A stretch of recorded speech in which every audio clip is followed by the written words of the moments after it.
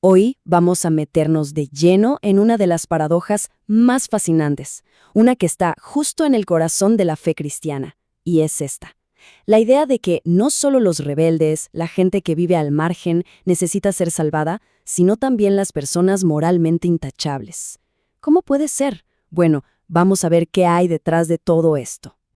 Y para arrancar, pensemos en esto. ¿Puede una persona buena, de esas que todos admiramos, estar fundamentalmente equivocada? O sea, alguien que lleva una vida honorable, justa, podría estar en una posición incorrecta frente a un estándar, digamos, divino. Esa tensión, esa pregunta, es justo el corazón de lo que vamos a analizar. Y aquí es donde la cosa se pone interesante, porque nos topamos con un problema central, una indiferencia, pero una indiferencia que sorprende. Las Escrituras hablan de que a muchísima gente simple y sencillamente no le interesa la oferta del perdón divino. Y lo curioso es que esto pasa en dos bandos muy distintos, tanto en los que viven desafiando cualquier ley, como en aquellos que son, para todos, pilares morales de la sociedad. Claro, esta actitud nos hace preguntarnos algo fundamental sobre la naturaleza humana, ¿no? A ver, ¿por qué alguien rechazaría un perdón que es gratis? La respuesta parece ser bastante profunda y tiene todo que ver con cómo nos percibimos, con nuestra propia idea de ser justos. Y ahí está el concepto clave que vamos a desmenuzar, la autojustificación. Es esa creencia de que, bueno, soy una buena persona, así que estoy bien. Suena lógico, ¿no? Pues según este análisis teológico, esa idea es una de las barreras más grandes, más difíciles de superar para aceptar la salvación. Muy bien, entonces, ¿en qué se basa todo esto? Vamos a entrar a la premisa bíblica que es el pilar de este argumento, que la deuda es universal. Ojo, no es algo para unos pocos. El perdón, según esta visión, no es selectivo. Es una necesidad que nos toca a todos por igual. Entonces, se identifican dos grupos muy claros que le dan la espalda al perdón. Por un lado tenemos a los rebeldes, gente que vive en contra de las reglas. Su necesidad de perdón parece bastante obvia, ¿verdad? Aunque ellos mismos la ignoren. Pero luego está el otro grupo, el que es mucho más paradójico. La gente buena, la gente recta, que confía tanto en su propia bondad que simple y sencillamente no cree que necesite perdón alguno. Y aquí viene el veredicto teológico que de alguna manera pone a todos en la misma bolsa. El apóstol Pablo lo deja clarísimo. Esta declaración no distingue entre el peor de los criminales y el más grande de los filántropos.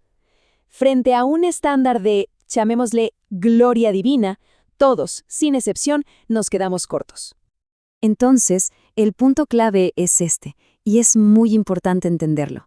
Ser una persona amable, generosa, de esas que todos queremos como vecinos, claro que es valioso para la sociedad, por supuesto. Pero eso no borra esta condición fundamental. La necesidad de perdón, según esta lógica, es exactamente la misma para la persona más noble y para la más despreciable. Ahora, para que esto no quede en el aire, Jesús usó una parábola increíble que funciona como un espejo. Nos la pone enfrente para que podamos ver con todo detalle cómo funciona la autojustificación. Y lo hace a través de dos oraciones que no podrían ser más distintas. Y los protagonistas de esta historia son como el agua y el aceite. Por un lado, el fariseo, el modelo de la rectitud religiosa y social, el tipo que todos admiran. Y por el otro, el publicano, un recaudador de impuestos, o sea, un traidor, un corrupto a los ojos de todos, un pecador público. Y ahí los tenemos, a los dos, subiendo al templo a orar. Ok, vamos a escuchar con atención la oración del fariseo. Porque, fíjense bien, esto no es una petición, es más bien un informe de logros, un currículum espiritual. El tono es de pura autocomplacencia. Se define a sí mismo comparándose con los demás, a los que, por cierto, mira por encima del hombro. Y al desglosar su oración, vemos algo fascinante. El texto original dice que oraba consigo mismo. ¡Qué frase! Eso ya nos dice todo. No había una conexión real con Dios. Su oración era un monólogo, pura autoafirmación. No hay ni una pizca de humildad, no hay una sensación de necesidad, solo orgullo puro y duro. Y ahora, el contraste. Es brutal. La oración del publicano es cortita, directa y está llena de desesperación. Él no presenta un listado de méritos, no se compara con nadie, es simplemente una súplica por misericordia. Pero no son solo sus palabras, es su cuerpo entero el que habla. Se queda atrás, lejos, ni se atreve a levantar la mirada al cielo. Se golpea el pecho, cada uno de esos gestos grita lo mismo, una conciencia profundísima de su condición y una dependencia absoluta en la gracia de Dios para poder ser perdonado. Y aquí viene el remate de Jesús, la conclusión que lo pone todo de cabeza. Le da la vuelta a todas las expectativas. El pecador, el despreciado, se va a su casa justificado. Y el hombre religioso, el bueno, no. ¡Wow! Con esto se establece un principio universal. La justificación ante Dios se encuentra en la humildad, no en el orgullo. Todo esto nos lleva de la mano a un principio teológico fundamental, lo que podríamos llamar la ilusión de las buenas obras. Esa idea de que, de alguna manera, podemos ganarnos o comprar el perdón con nuestras acciones. Bueno, resulta que es precisamente eso, una ilusión. Y esta distinción es clave. Pensemos en una transacción. Según el apóstol Pablo, el pecado genera un salario. Es algo que uno se gana, una paga justa por lo que se hizo. ¿Y cuál es esa paga? La muerte. Pero la vida eterna, eso es otra cosa. No es un salario, es un regalo, una dádiva, algo que es imposible de merecer, solo se puede aceptar. Y para que no queden dudas, esta afirmación de la carta a Tito es demoledora. Desmantela por completo la idea de que uno se puede salvar por méritos propios. La base de la salvación, nos dice, no son nuestras acciones, no importa qué tan buenas nos parezcan, sino única y exclusivamente la misericordia de Dios. Y aquí es donde aterrizamos en el punto más, digamos, incómodo de este análisis. Todas esas acciones en las que la gente buena confía, ya saben, la caridad, la integridad, ayudar a los demás, son cosas súper valiosas, nadie lo niega. Pero según esta perspectiva, no tienen ningún peso a la hora de ganarse la justificación ante Dios. Entonces, si ese no es el camino, ¿cuál es?